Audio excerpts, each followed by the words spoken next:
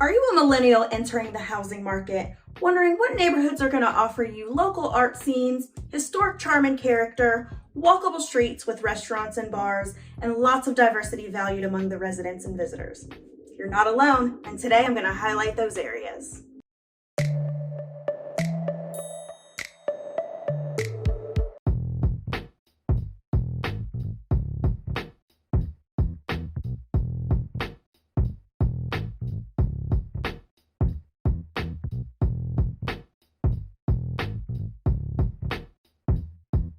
Hey everybody, I'm Elizabeth Peters with eXp Realty.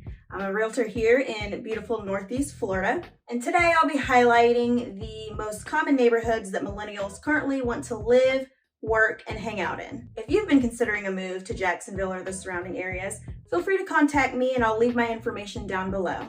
I would love the opportunity to help. And while you're already here, I would really appreciate it if you would hit that subscribe button. Let's first start with two neighborhoods that essentially blend in together as one community, and that is Riverside and Avondale. Located southwest of downtown on the west bank of the St. Johns River are two of the coolest, most established neighborhoods in Jacksonville. The reason these neighborhoods are often grouped together is because there really is no clear-cut boundary of where one ends and the other begins. So the shared space of the two neighborhoods are often used interchangeably. It's one of my most favorite areas in Northeast Florida. Community pride and gatherings are nothing out of the ordinary here. And every year around the holidays, the residents participate in the annual Luminaria celebration, which creates fellowship within the neighborhood. The sidewalks are lined with lanterns and candles, revealing the beauty of the historic district. It's like a block party with residents parading the streets. You'll see Christmas carolers out, lots of decorated bicycles, live music, and often residents will set up tables with homemade wine and snacks for everyone. Many homeowners will host their own individual house parties at this time, so it's a well-loved tradition among the residents. On a regular day, you can find people strolling down St. John's Avenue, enjoying the presence of art, history, local boutiques, and lots of restaurants. From barbecue to fine dining to breweries, this area has so much to offer. Are you looking for a great brunch spot? There are plenty of options to choose from. Restaurant Orsay, where fine dining meets Southern influence. Cool Moose Cafe, which is a true neighborhood gem and offers amazing spicy chicken and waffles. My favorite place to brunch of all time is an Avondale spot, and that is Biscotti's. They have amazing brunch and dinner as well, but you gotta save room for dessert. Trust me, this is imperative. Are you a fan of rooftop dining? Me too, and I can tell you that River and Post and Black Sheep have the best rooftop views of the river and the sun setting on the downtown skyline.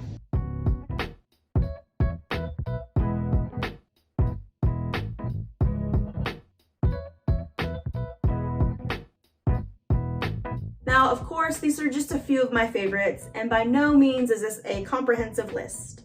If you're planning on visiting the Riverside Avondale area, I encourage you to check out the variety of cool local restaurants and breweries, because there's just too many for me to cover in one sitting. Some other things to do in the area include attending Riverside Park for one of their events, biking the Memorial Park Loop. Since 1958, the Cummer Museum has been the largest fine arts museum in Northeast Florida.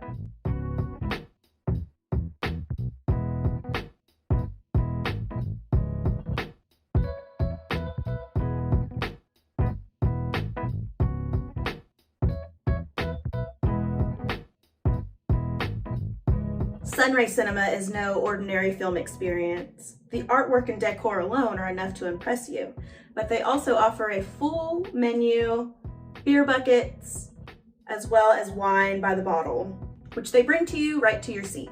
They feature first-run flicks, but also indie films and documentaries. You can meet the local farmers and business owners that gather weekly at the Riverside Arts Market, located underneath the Fuller Warren Bridge. Over 100 producers participate every Saturday, and the variety of what you can find is incredible. You can enjoy fresh produce, local honey, jelly, pottery, handmade jewelry, handmade soaps, food trucks, beer trucks, fresh bread, homemade dog treats, homemade human treats, and live entertainment. The market is held every Saturday from 10 to 3, rain or shine. The first homes here can be traced back to 1870, but back then the land was mainly used for agricultural purposes until 1901 when a huge fire wiped out the downtown area. And this resulted in wealthy residents relocating to Riverside to have custom builds by some of Jacksonville's most prestigious architects. So you're gonna find a wide range of really beautiful historic homes with a lot of sweet character. It's an interesting, eclectic mix from modest 900 square feet bungalows to craftsman style and prairie style, cute contemporary condos with river views and park views, colonial and Spanish revivals, Cape Cod style, and stunning historic farmhouses. The historical architecture is so unique, and for the most part, these homes have been updated on the interior, so you'll see mostly modern features on the inside. You can also find certain pockets where new construction was completed, so you'll see homes that stand that were just built just in the last few years. Residents love the walkability of the Riverside Avondale area. You could walk, you could run, you could bike, skate, whatever you want. But it's the diversity and the surrounding art and the strong sense of community that makes this a very desirable area. Now let's switch gears to the beautiful San Marco area. Just a quick trip to the other side of the river is another historic community along the water. The community is very trendy and energetic, yet quaint, with Mediterranean influences. The Three Lions Fountain, a San Marco icon, and the main focal point in the square, is a tribute to the Lion of St. Mark in Venice, and you will see those elements in the businesses and homes throughout the neighborhood. My favorite event in San Marco is Wine Down in the Parks, which is a springtime tradition with all food, all beverages, and all music provided by local businesses. It's live music, appetizers, craft beer, cocktails, and wine from several of the San Marco favorites. This takes place in 3 of San Marco's popular parks to really capitalize on the natural beauty of the area. San Marco has 14 recreational parks, and each one serves a different purpose. From playgrounds to tennis courts, walking trails, fishing, or simply to just sit with a book and enjoy a view of the river. It's perfect for anyone who loves being outdoors and active. Although it is a residential area, the streets are lined with historic commercial buildings, including local boutiques, sensational art galleries, and trendy bistros. You get the charm of old school storefronts mixed with the relevance of modern business. And just like Riverside and Avondale, San Marco has a bustling main strip with great hotspots and local flair. Some of my favorite San Marco restaurants include Pink Salt and Wine Bar for Caribbean fusion, The Bearded Pig for Southern barbecue, Bistro X for French-style cuisine, and they have a beautiful garden patio, Ardwolf Brewing Company for craft beer, European Street Cafe, it's been a San Marco staple for years, the Grape and Grain Exchange for after-dinner cocktails. The parlor is located in a secret entrance in the back, and they have a cool classic speakeasy vibe. The popular San Marco Theater has been in business since 1938. They showcase new releases and they have food, wine, and beer available. You can also check out the Little Theater for live performances if you enjoy plays and musicals. If you're a big reader like me, then you can check out the San Marco bookstore. It really is a true neighborhood treasure. But the neighborhood is also known for having an abundance of free little libraries. So just a tip for the bookworms out there. Housing in San Marco is much like Riverside and Avondale. You will find all sorts of different property types and sizes, from modern luxury condos to large colonial and elegant Spanish revivals. There are some quaint streets where bungalows and single-family ranch-style homes can be found tucked away.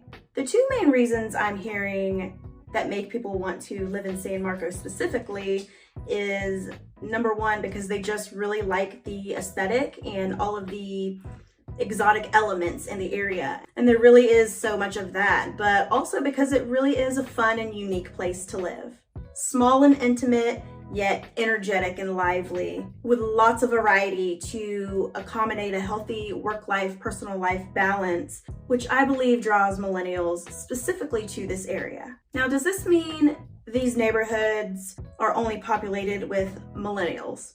Of course not. You can find all generations from all walks of life here. But what I'm saying is that I have seen a high number of requests among newly arriving millennials that are heading to this area. I sure hope you enjoyed learning about these fun and trendy neighborhoods in Jacksonville. If you'd like more information about purchasing or selling a home in one of these zip codes, feel free to give me a call. I'd be happy to help. If you have any questions at all, or if you'd like to agree or disagree with anything I've said today, you can either email it to me at elizabethtalksjacksonville@gmail.com, or feel free to leave it in the comments below. I would love to hear from you. Thank you so much for watching, and until next time, happy house hunting.